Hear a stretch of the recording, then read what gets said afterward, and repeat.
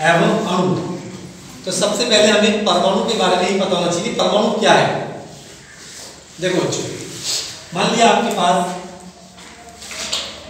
ये एक चौक का एक टुकड़ा है ना, इसको आप बीच में से तोड़ देंगे तो दो भाग हो जाएंगे, छोटे छोटे हो जाएंगे या नहीं। इसको तोड़ देंगे और छोटा हो जाएगा, इसको भी तोड़ देंगे और छोटा हो जाएगा। तोड़ते रहेंगे तोड़ते रहेंगे तोड़ते रहेंगे तोड़ते रहेंगे, एक सबसे छोटा कण हमें मिलेगा, सबसे छोटा जो होगा, जो तोड़ा नहीं जा सकेगा,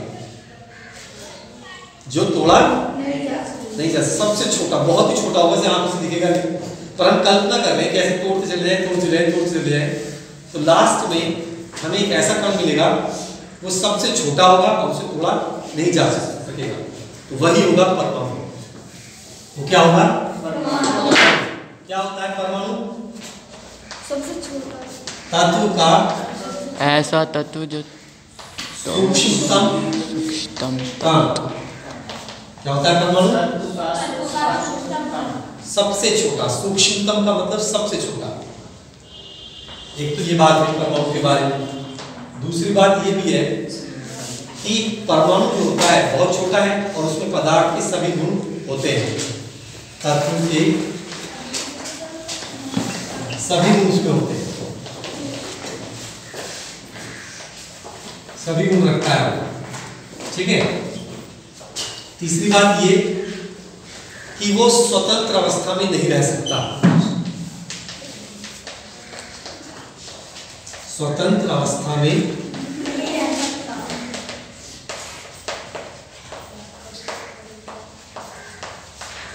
अकेला नहीं रह सकता,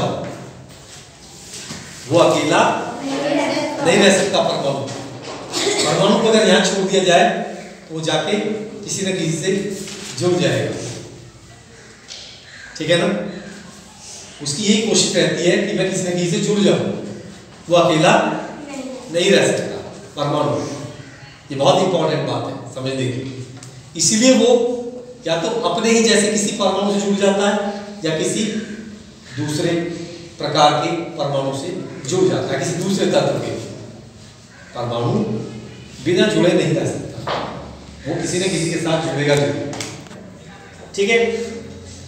वो एक दूसरे परमाणु के साथ जुड़कर अपने आप को संतुष्ट कर सकता है, अपने आप को स्थायी बना सकता है, ठीक है। जब वो एक से या दो से जुड़ के स्थायी हो जाएगा फिर उसे किसी से जुड़ने की जरूरत नहीं है, ठीक है।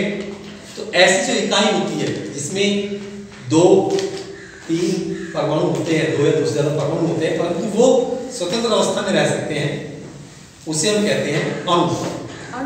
क्या कहते हैं उसे हम? अणु। अणु क्या है? 2 या 2 से अधिक परमाणु से का मिश्रण, वह सूक्ष्मतम, सूक्ष्म मतलब छोटा, सूक्ष्मतम समूह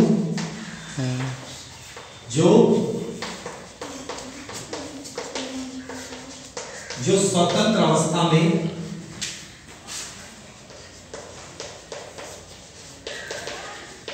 रह सकता है, वो अणु। अणु मिलता है 2 या 3 या 4 या 10 परमाणुओं के मिलने से, वो भी बहुत छोटा होता है, दिखाई नहीं देता, ठीक है। ये अणु की परिभाषा हुई है परमाणु, ठीक है। अणु मान लिया, सॉरी परमाणु मान लिया ये एक कण है, तो ये विचलित रहेगा, किसी न किसी से जुड़ने के लिए परेशान रहेगा, ठीक है। लेकिन जब 2 परमाणु जुड़ जाते हैं, कभी कभी 2 से ही काम चल जाता है, कभी कभी 3 भी जुड़ जाते हैं आपस में, तो वो क्या बनाते हैं? अणु बनाते हैं। तो ये जब परमाणु बहुत छोटा होता है, बहुत छोटा होता है परमाणु, तो अणु कितना बड़ा होगा? वो भी छोटा सा होगा, ठीक है। और भी बातें मैं बता सकता हूँ परमाणु और अणु के बारे में आपको, लेकिन अभी आप छोटे बच्चे हैं तो इतनी 9th क्लास में इतनी बातें आप जाने तो ज़्यादा अच्छा है। ठीक है, बात समझ में आई है? तो 2 या 2 से अधिक परमाणु का वह सूक्ष्मतम समूह जो स्वतंत्र अवस्था में रह सकता है क्या कहलाता है? अणु। अणु कहलाता है। ठीक है, परमाणु को हम सिर्फ एक लेटर से प्रदर्शित करते हैं, जैसे ये H, इसका मतलब है हाइड्रोजन का एक परमाणु। O इसका मतलब है ऑक्सीजन का एक परमाणु। S सल्फर का एक परमाणु। और अणु कैसे होंगे? अणु जैसे 2 हाइड्रोजन परमाणु जुड़ गए आपस में, H2 2 जुड़ गए तो वो हुआ H, एक H और एक H, अभी अणु बन गए। अभी कहीं आराम से रह सकते हैं।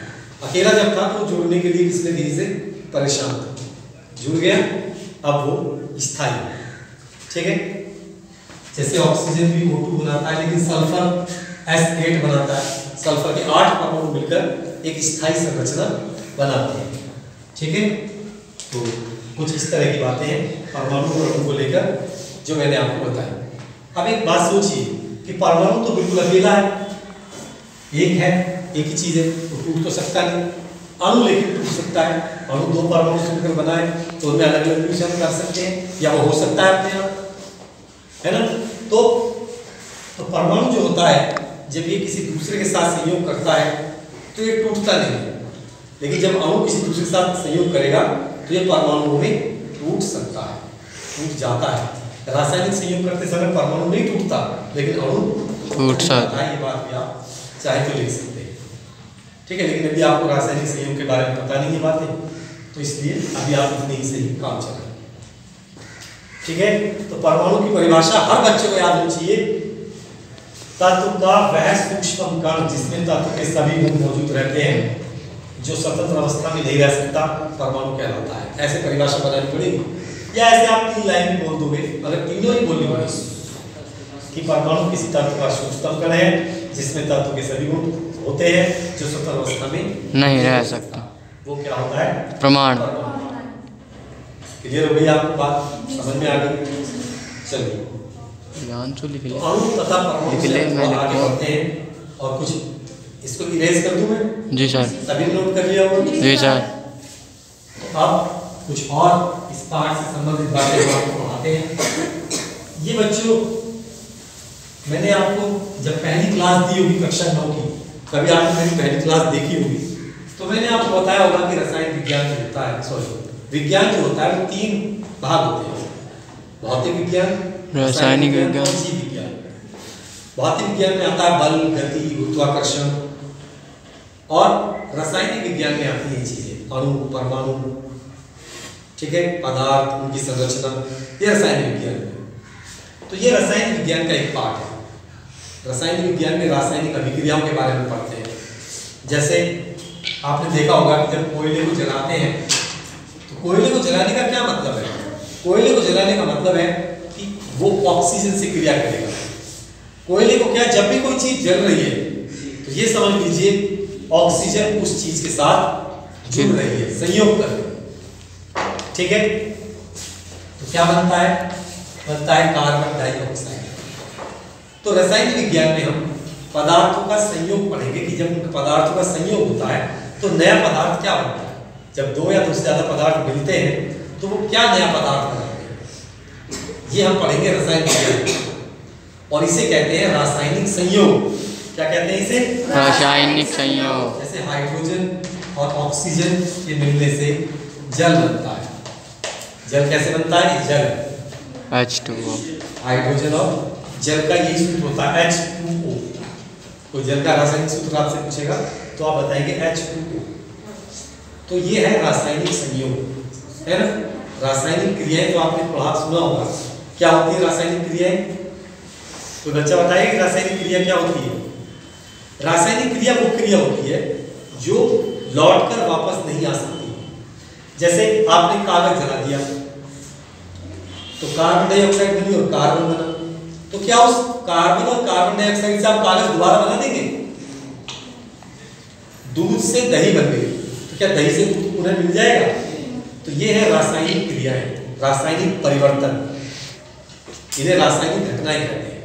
रासायनिक विज्ञान में हमें इन्हीं का ही अध्ययन करना होता है, रासायनिक क्रियाओं, रासायनिक संयोग का। ठीक है, तो अब हम ऐसी कुछ रासायनिक घटनाएं जो पढ़ेंगे अगली क्लासों में, लेकिन उनके कुछ नियम होते हैं। रासायनिक क्रियाएं हो रही है किसी नियम के अनुसार हो रही है, अब वो नियम क्या है वो मैं आपको पढ़ाऊंगा। तो मैं आपको पढ़ाऊंगा रासायनिक संयोग के नियम।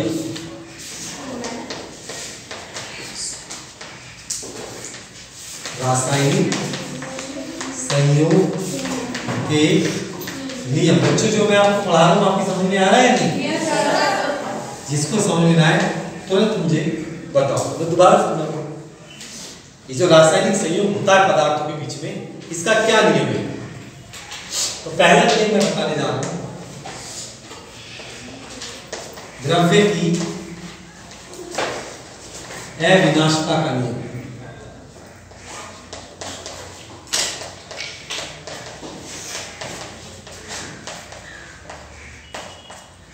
पहला नियम क्या है? द्रव्य की अविनाशिता का नियम। ये पहला नियम है, इसे हम द्रव्यमान संरक्षण का नियम भी कहते हैं, या द्रव्यमान संरक्षण का नियम, दोनों नाम से पुकार सकते हैं। सबसे पहले पता होना चाहिए कि किसने दिया था, किस वैज्ञानिक ने ये नियम दिया था। उस वैज्ञानिक का नाम था लेवोशिए। किसने दिया था ये? लेवोशिए। ये नियम द्रव्यमान संरक्षण का नियम किसने दिया था? लेवोशिए ने। लेकिन किताब में लिखा हुआ है सर्वप्रथम रूसी वैज्ञानिक लोमोनोसोव ने इस नियम का प्रतिपादन किया। लो भाई नई बात पता लगी कि ये दिया था लोमोनोसोव ने। लेकिन बहुत जगह इसी का नाम होता है, इसलिए मैंने आपको ये बोला है। मैं भी इसी दिन से पढ़ा रहा हूँ, तो बच्चों को जो मैंने पढ़ाया आज तक यही पढ़ाया है। बहुत सी किताबों में आपको ये भी लिखा मिला होगा, आप पढ़ेंगे जब, लेकिन ये तो बिल्कुल क्लियर ही कर दिया, मैंने स्पष्ट कर दिया कि ये नियम जो है इसने दिया है, लोमोनोसोव ने दिया है। ठीक है जी, एक मिनट पाउस चल रहा है, कोई बात नहीं। लोमोनोसोव ने दिया ये नियम। अब ये नियम क्या है ये जानते हैं पहले। तो अगर आपने एक लीटर दूध जमाया तो उससे दही कितनी बनेगी? आधा लीटर। हो सकता है आयतन उसका बदल जाए। 1 किलो दूध, किलो लेते हैं क्योंकि द्रव्यमान को तो किलो में नापा जाता है। 1 किलो दूध से कितने किलो दही बनेगी? आधे किलो। 1 किलो दूध से जब दही बनेगी तो कितने किलो बनेगी? 1 कटोरा। आधा किलो या 1.5 किलो या 2 किलो या 1 किलो कम बनेगी। कितनी बनेगी? कभी सोचा है आपने? नहीं सोचा होगा। तो आज सोचना क्या, समझ लीजिए कि जब रासायनिक परिवर्तन होता है तो जितना पदार्थ आपने लिया था नया पदार्थ भी उतना ही बनता है।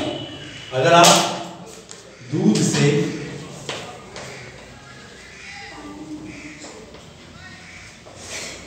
दही बना रहे हैं तो अगर आप 1 किलो दूध लेते हैं तो उससे कितनी दही बनेगी?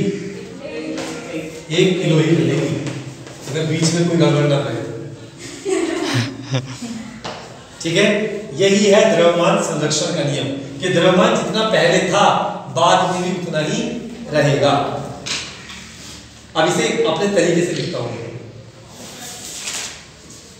देखो बच्चों, एक बात और बता देता हूं, जो पदार्थ हम लेते हैं रासायनिक परिवर्तन के लिए उसे कहते हैं अभिकारक। क्या कहते हैं उसे? अभिकारक। अभिकारक वो पदार्थ होता है जो रासायनिक अभिक्रिया में भाग लेता है, और जो पदार्थ बनता है उसे कहते हैं हम उत्पाद। क्या कहते हैं उसे हम? प्रोडक्ट, उत्पाद। अब इसकी परिभाषा में लिख देता हूं इस नियम की। किसी रासायनिक अभिक्रिया में, किसी रासायनिक अभिक्रिया में अभिकारकों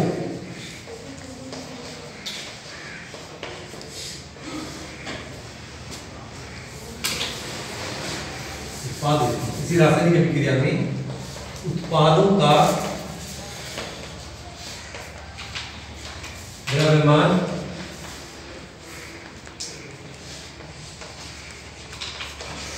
अभिकारकों के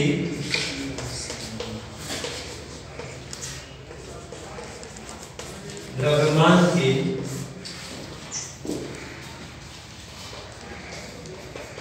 बराबर होता है। उत्पाद भी उतना ही बनेगा जितना आप अभिकारक लेंगे। ठीक है, द्रव्यमान नष्ट नहीं होगा।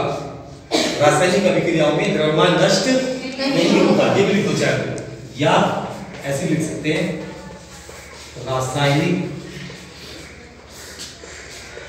अभिक्रियाओं में